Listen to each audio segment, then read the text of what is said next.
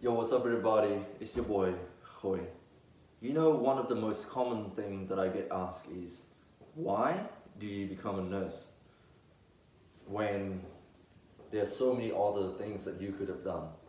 I've heard patients asking me, why are you not a doctor? Why, as a guy, are you a nurse?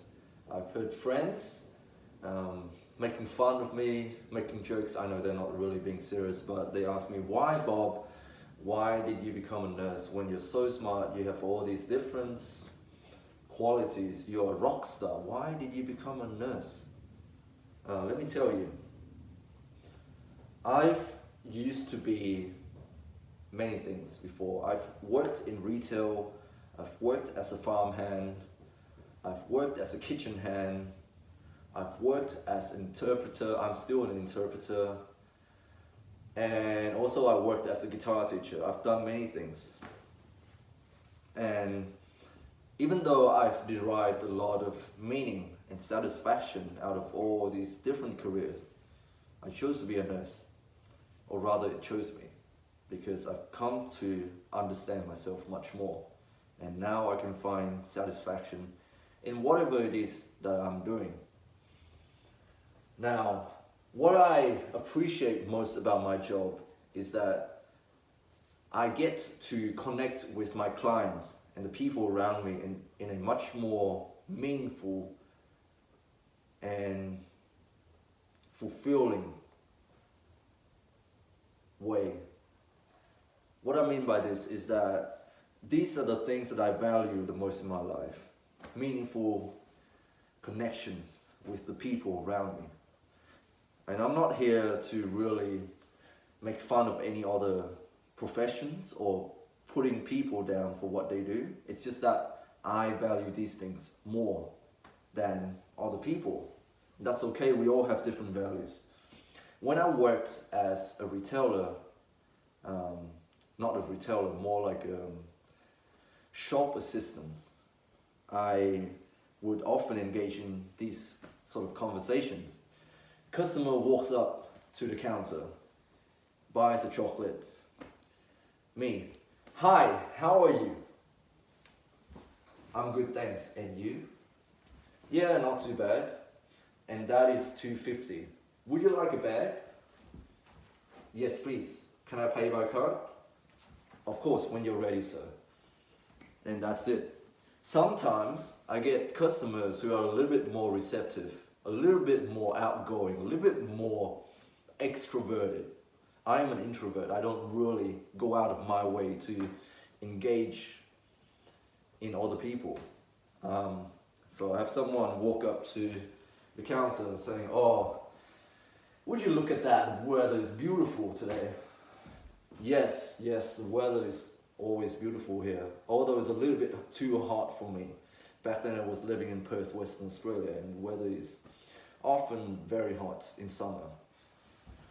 And then they will start talking about, oh, I came from New Zealand, or I don't know, from the Netherlands, somewhere out there in the world, and now I have settled in this place because I love the weather here, I love the people here. For whatever reason, they start talking, yap, and then we start sharing. I started sharing where I came from, why did I come to Australia, stuff like that.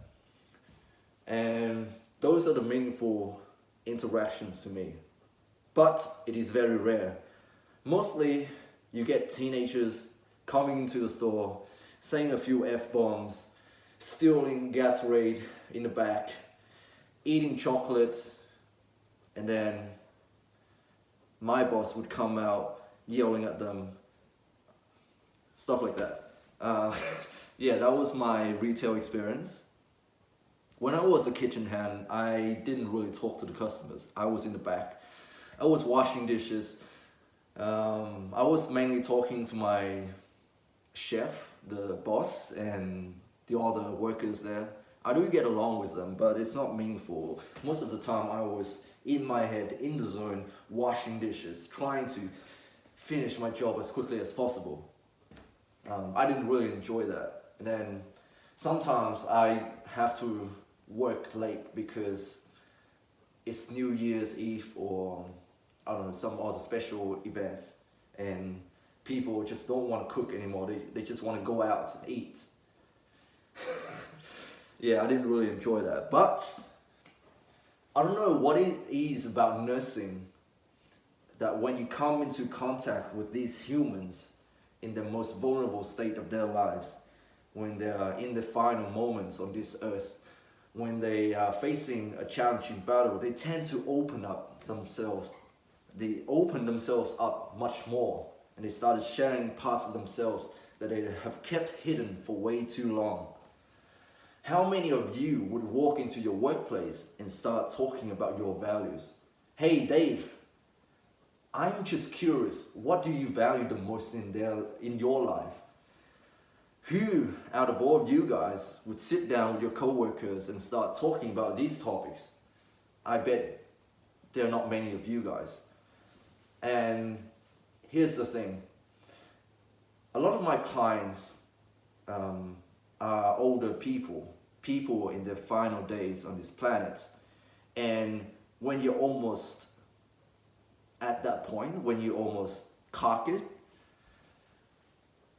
the most important things in your life tend to come into the forefront of your mind.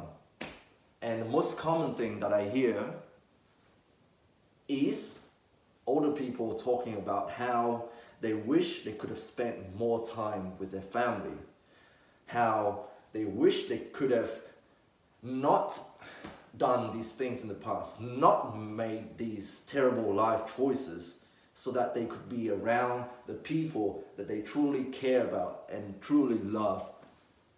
Because of all these different circumstances, because of all these different life choices, the time to spend with their family has been taken away. That's the most common thing I hear old people talking about. And I realize those are my values as well. Now, you don't have to have the same value as me, because that would be boring. Everybody is different. Everybody got different priorities, values, and things that they care about in their lives.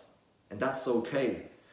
All I ask is that you be honest to who you are, and you need to find what your value is, or values are. Most of us operate under our core values. Often there are 5 core values that you operate by.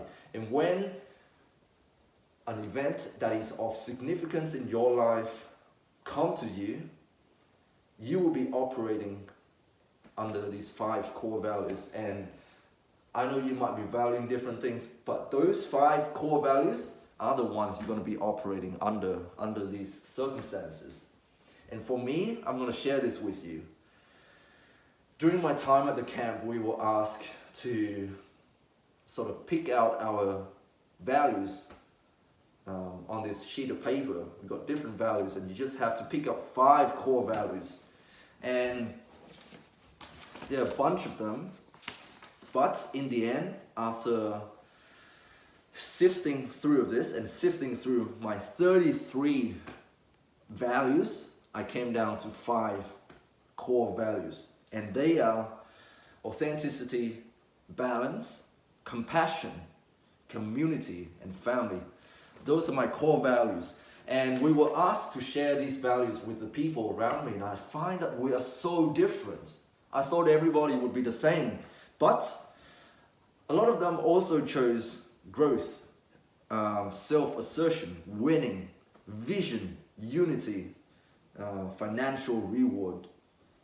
And that's okay. I realize I don't really value these things. I don't value wealth. I don't value financial gains. I don't value money. And that's okay. You can value those things, and those are your values. What you need to do is be true to yourself. Recognize what your values are and operate under these values. Because that is what's important to you, and that is what's going to give you fulfillment. I used to be really angry at myself for not being like other people. while others are being very competitive and always trying to push themselves and trying to be the top. What is most important to me was that others don't get left behind. And it is much more important for others to succeed, even if it means that I fail. And that is something that I hold very close to my heart. I want to help people. I want to help others so that they reach their full potential, even if it means giving up a little bit of myself, even if it means sacrificing or, I don't know, compromising a little bit, because that is what is important to me. And that's why I'm going to keep giving up myself for others. That is what I value. You might be different, and that's okay, and I welcome that. We need different people. We need people with different strengths, and we need to work together. All of the greatest societies in the world have been around and have been succeeding because of people working together. Nothing good can come out of just one person. We all need each other. We all work together. You hear what I'm saying? Life is not always about competition and trying to get ahead of other people. But that is just what I think. You might think differently, and that is okay. But I think diversity is really the key in success in any organization. And not just diversity. Diversity is good, but you also need to work well together. And for that, we need to recognize our values and be open to others people's perspectives as well. Anyways, that's it from me today. I hope you're doing well. Stay strong. God bless. And I'll see you next time. I love you all. I have complete faith in everybody watching.